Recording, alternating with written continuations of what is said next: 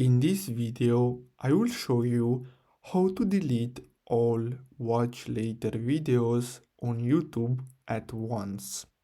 So what you're gonna have to do is simply go to YouTube and then simply click on your profile picture in the top right corner. Now keep in mind that you can do the same process on your mobile device.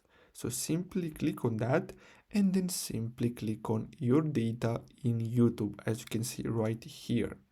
Now you're gonna get redirected to this page. So simply scroll down and then you're gonna have to simply go to YouTube watch history.